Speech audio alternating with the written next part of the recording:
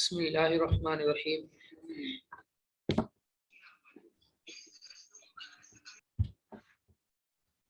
آج ہم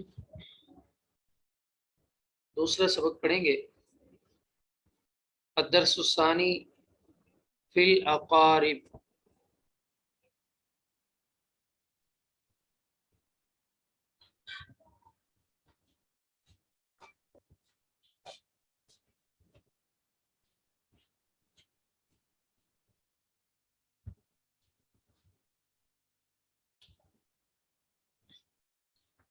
الدرس الثانی دوسرا سبق، فی الاقارب، قریبی رشتہ داروں کے حوالے سے۔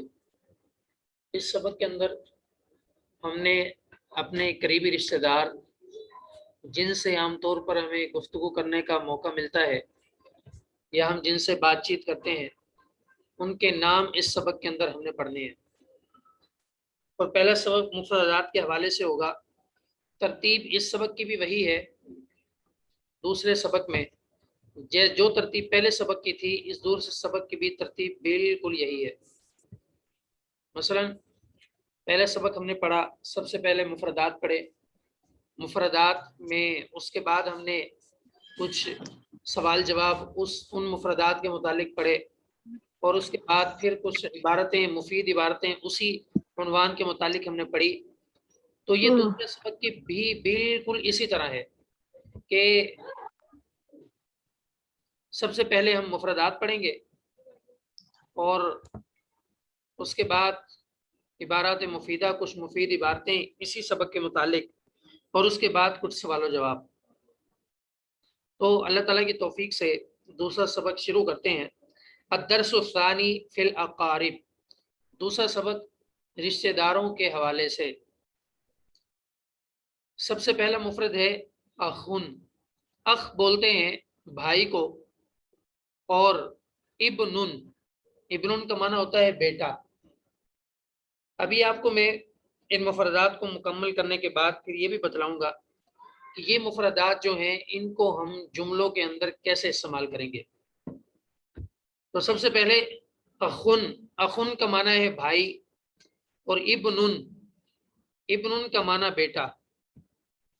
موظف، موظف کا معنی ملازم، اور اسی کے ساتھ ایک اور جملہ ملا لیں، موظف حکومی، موظف حکومی کا معنی ہے سرکاری ملازم۔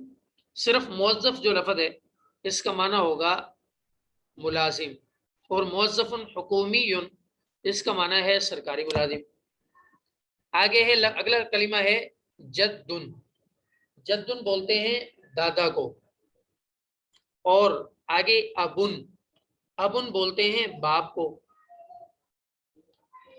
اور اس کے بعد اگلا کلمہ ہے امن، امن بولتے ہیں ماں کو، امن بولتے ہیں ماں کو، اور آگے ہے پھوپھا۔ پھوپھا کے لیے عربی میں جو لفظ استعمال ہوتا ہے وہ ہے زوج العمتی، زوج العمتی۔ عمہ، العمہ اصل میں بولتے ہیں، العمہ بولتے ہیں پھوپھی کو، تو زوج العمہ یعنی پھوپھی کا شوہر، اور وہ کون ہے؟ پھوپھی کا شوہر، وہ ہے پھوپھا۔ تو زوج العمہ اس کا معنی ہے پھوپھا۔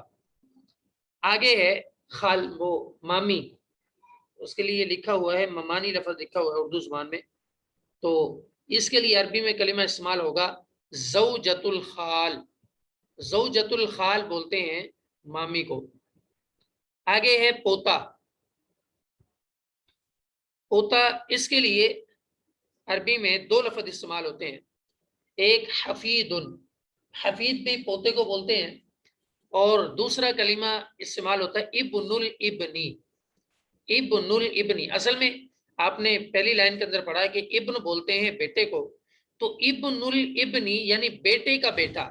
اب ظاہر ہے جو بیٹے کا بیٹا ہوگا وہ پوتا ہوگا، تو عربی میں پوتے کے لیے دو لفظ استعمال ہوئے ہیں، ایک حفید اور دوسرا ابن الابنی، پوتا۔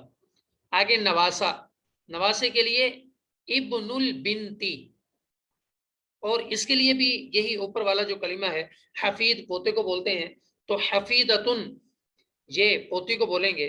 اور ابن البنتی جیسے ہم نے ابن الابنی کے اندر کہا کہ بیٹے کا جو بیٹا ہے ابن الابنی بیٹے کا بیٹا تو وہ پوتا ہو گیا.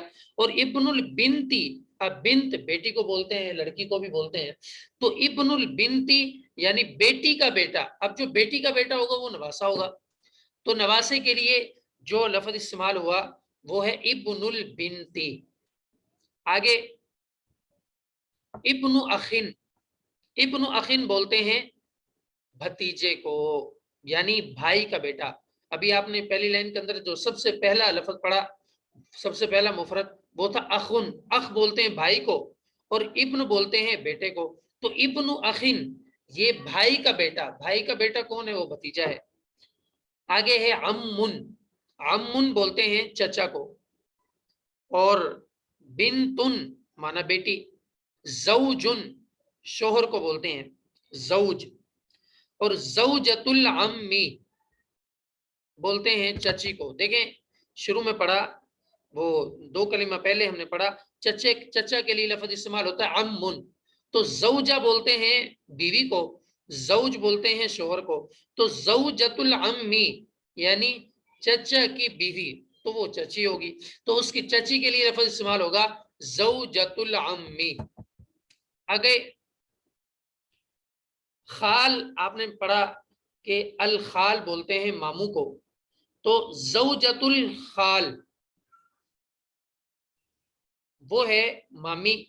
اور الخال ماموں کو بولتے ہیں خالہ، یہ خالہ کو ہی بولتے ہیں. اور ہم اردو زبان میں بھی خالہ کے لیے خالہ کا لفظ ہی بولتے ہیں، تو عربی زبان میں بھی خالہ کو خالہ ہی کہتے ہیں. تو زوج الخالہ، زوج الخالہ کون ہوگا؟ خالو ہوگا، کہ خالہ کا شوہر. خالہ کا شوہر کون ہے؟ خالو ہے. آگے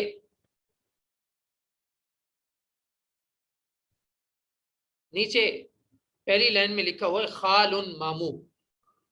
اور آگے ہے عدیل، عدیل بولتے ہیں ہم زلف کو، ہم زلف. اور عربی میں بولتے ہیں زوج اخت امرأتہ یعنی اپنی بیوی کی بہن کا شوہر. عدیل بولتے ہیں زوج اخت امرأتہ اپنی بیوی کی بہن کا شوہر. اردو میں ہم اس کے لیے لفظ بولتے ہیں ہم زلف، اور عربی زبان میں بولتے ہیں عدیل. عربی زبان میں اس کے لیے لفظ بولا جاتا ہے عدیل یعنی ہم زلف. آگے ہے دادی. دادی کے لیے لفظ اور نانی کے لیے ایک ہی ہے جدتن. دادی کو بھی جدہ کہتے ہیں اور نانی کو بھی جدہ کہتے ہیں. البتہ یہاں پر انہوں نے جو دو تین کلمات لکھے ہوئے ہیں ان میں فرق سمجھانے کے لیے ہے کہ دادی جدتم من الاب یعنی باپ کی طرف سے، اور جدتم من الام ماں کی طرف سے. تو ماں کی طرف سے یعنی والدہ کی جو والدہ ہے وہ نانی ہوگی، اور جدتم من الاب باپ کی طرف سے یعنی باپ کے جو کی والدہ ہے وہ دادی ہوگی. تو اصل میں جدہ نانی کو بھی بولتے ہیں اور جدہ دادی کو بھی بولتے ہیں. یہاں جو فرق ہے جدتم من الاب یعنی باپ کی طرف سے اب وہ دادی ہے، اور جدتم من الام ماں کی طرف سے تو یہ نانی ہے. آگے ہے اختن، اختن مانا بہن. آگے زوجتن، زوجتن مانا بیوی. آگے ہے عمتن پھوپھی.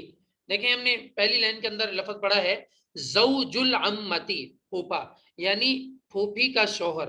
تو عمہ جو لفظ ہے عمتن یہ پھوپھی کو بولتے ہیں، اور زوج العمہ وہ پھوپھا ہو جائے گا. آگے خالتن، خالہ ابھی میں نے جیسے آپ کو ذکر کیا کہ خال بولتے ہیں ماموں کو، تو خالہ اردو زبان میں بھی ہم خالہ بولتے ہیں اور عربی زبان میں بھی خالہ کو خالہ ہی بولتے ہیں.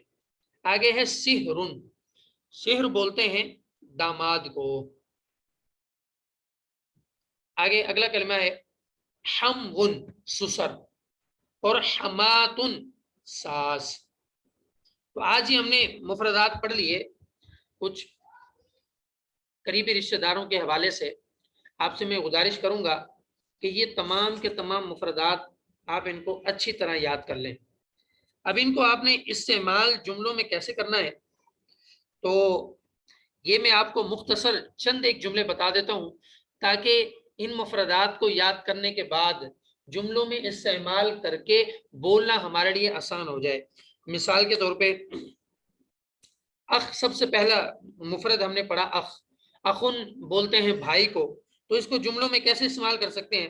مثال کے طور پر سوال ہوگا کم اخن لکا، مرد سے سوال ہوگا کم اخن لکا کہ آپ کے کتنے بھائی ہیں، اور ایک بہن دوسری بہن سے سوال کر سکتی ہے کہ کم اخن لکی کہ آپ کے کتنے بھائی ہیں، تو آگے سے جواب یہ ہوگا لی ثلاثۃ اخوۃ کہ میرے 3 بھائی ہیں، ولی اخوان میرے 2 بھائی ہیں، لی اخن واحد میرا 1 بھائی ہے، اور آگے ایک جواب یہ بھی بن سکتا ہے لیس لی اخوہ کہ میرا کوئی بھائی نہیں ہے۔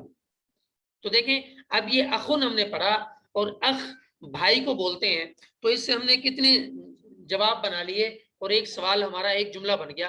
یہ سوال ہوگا کم اخن لک کہ آپ کے کتنے بھائی ہیں، تو جواب یا یوں دے سکتے ہیں کہ لی ثلاثہ اخوہ، مثال کے طور پر کسی کے 3 بھائی ہوں تو وہ یہ کہے لی ثلاثۃ اخوۃ کہ میرے 3 بھائی ہیں، یا پھر لی اخوان میرے 2 بھائی ہیں، لی اخن واحد میرا 1 بھائی ہے، یا پھر کسی کا بھائی نہ ہو تو وہ یوں جواب دے لیس لی اخوہ کہ میرا کوئی بھائی نہیں ہے، اور اگر ایک بہن دوسری بہن سے سوال کرے تو وہ یوں جواب دے لیست لی اخوہ کہ میرا کوئی بھائی نہیں۔ اور اسی کے ساتھ دوسرا ایک اور سوال بھی کیا جا سکتا ہے۔ اب مثال کے طور پر دوسرا ہم کلمہ لیتے ہیں، یہاں سے ان مفردات میں سے ہم نے کو لے لیا، بولتے ہیں ماں کو، تو اب سوال یہ ہوا کہ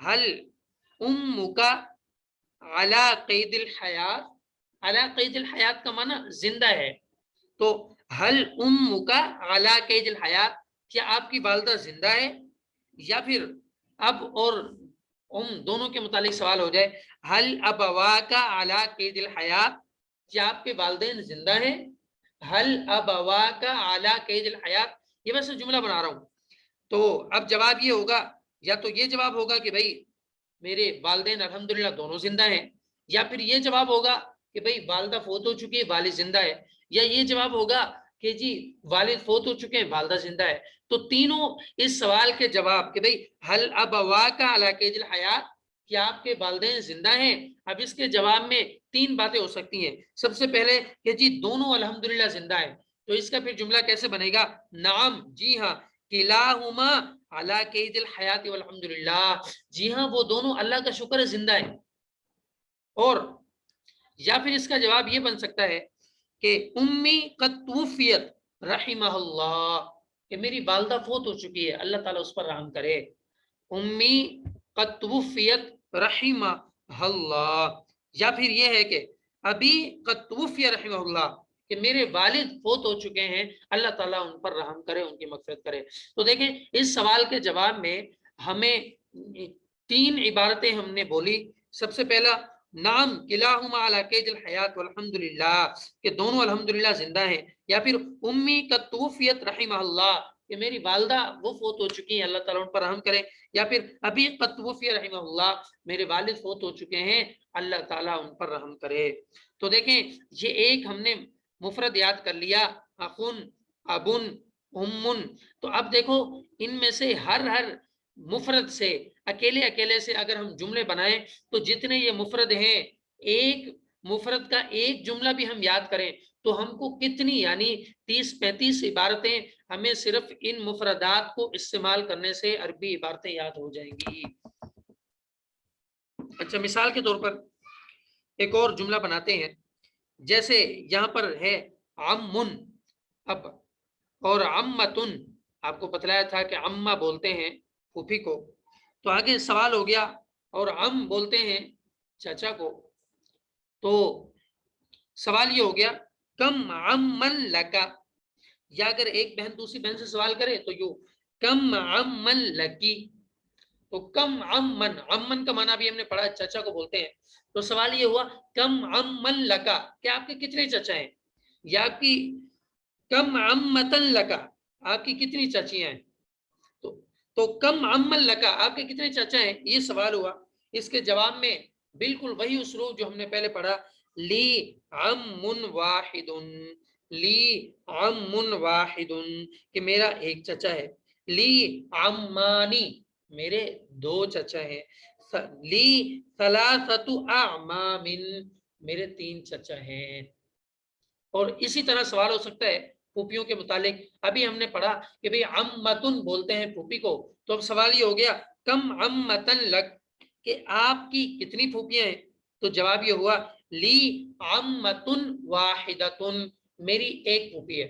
اب یہاں جو عمتن کے ساتھ واحدہ کی قید ہے، اس کو اگر نہ بھی ذکر کریں، صرف اتنا بول دیں لی عمتن، تو جواب پھر بھی ہو جائے گا.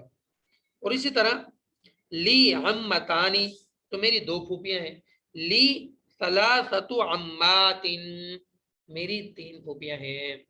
تو اب دیکھیں ہم نے جو یہ مفردات یاد کیے، چند ایک کے میں نے آپ کو جملے بنا کے دکھائے، یہ اس لیے تاکہ آپ کے سامنے ایک میدان ہو کہ بھئی ان مفردات کو یاد کر کے میں ان کو کیسے استعمال کر سکتا ہوں یا کر سکتی ہوں. تو آپ حضرات سے گزارش ہے کہ ان مفردات کو اچھی طرح یاد کر لیں، تاکہ آئندہ جو 2-3 سبق ہیں اس ہفتے کے، ان سبقوں میں جب ہم عبارتیں بولیں یا پھر وہ سوال جواب ہوں انہی مفردات کے متعلق، تو ہم میں سے ہر ایک کو وہ سوال جواب اچھی طرح یاد ہوں اور اچھی طرح سمجھ بھی آ جائیں. تو اس کے لیے ضروری ہوگا کہ ان مفردات کو اچھی طرح رٹ لیا جائے اور عام اپنی زبان میں ان کو بولا جائے. جیسے میں نے آپ کو ایک دن پہلے بھی عرض کیا تھا کہ بھئی جیسے انگریزی زبان کو ہم استعمال کرتے ہیں، ایک آدمی وہ ہے جس کو انگریزی زبان آتی نہیں ہے لیکن چند ایک کلمات انگریزی زبان کے وہ اس کو یاد ہیں، تو جب وہ اردو بولے گا تو ان کلمات کو اردو زبان میں استعمال کرے گا. تو بالکل اسی طرح ہم تو نبی کی زبان سیکھ رہے ہیں، قرآن کی زبان سیکھ رہے ہیں، تو یہ کلمات ان کو اچھی طرح یاد کر لیں. جب اردو زبان میں بھی ہم گفتگو کریں گے جہاں پر ان کلمات کی ضرورت پیش آئے گی، تو ان کلمات کو ہم پھر عربی زبان میں ہی بولیں گے، تاکہ ہماری بہن ہمارا بھائی جب ہم سے آگے سوال کرے کہ بھائی اس کا کیا مطلب ہے، تو ہم اس کو بتائیں کہ بھائی اس کا مطلب یہ ہے، تاکہ اس کو بھی پتہ چل جائے. تو ہم گویا ایسے اگر عربی زبان بولیں گے اور آگے اگلا سننے والا اس کو کلمہ نہیں آتا، وہ ہم سے معنی پوچھے گا، ہم اس کا جواب دیں گے، تو گویا اس سے فائدہ یہ ہوگا، گویا ہم عربی زبان کے داعی دعات میں سے ہو گئے، دعوت دینے والوں میں سے ہو گئے. اب ظاہر ہے کہ آپ کو پتہ ہے اخن کا معنی بھائی ہے، ابن کا معنی بیٹا ہے، امن کا معنی ماں ہے. تو اردو زبان میں آپ امن کا لفظ بولیں تو آگے والدہ سوال کرے کہ بیٹا یا آپ نے جو یہ امن بولا ہے، امن کسے بولتے ہیں؟ تو آپ بتائیں کہ امی جان ہمارے پیارے نبی صلی اللہ علیہ وسلم کی پاکیزہ زبان اطہر عربی زبان میں امن ماں کو بولتے ہیں. تو اب والدہ نے امن کا لفظ آپ سے سیکھ لیا تو آپ کو بھی ثواب مل گیا کہ بھئی آپ نے علم کو سیکھا اور دوسرے کو سکھا دیا. اور ظاہر ہے کہ ہمارے ذمے تو یہ ہماری ذمہ داری ہے کہ ہم دین سیکھیں گے اور دوسروں کو سکھائیں گے. یہ ختم نبوت کے صدقے ہماری ذمہ داری بنتی ہے. ہر مسلمان کی ذمہ داری ہے کہ وہ دین دوسروں کو سکھلائے. تو اللہ تعالیٰ عمل کرنے کی توفیق نصیب فرمائے. آپ حضرات سے گزارش ہے کہ آپ حضرات ان کلمات کو اللہ تعالیٰ کی مدد و نصرت کے ساتھ اچھی طرح یاد کر لیں. اللہ تعالیٰ آپ سب کا حامی و ناصر ہو.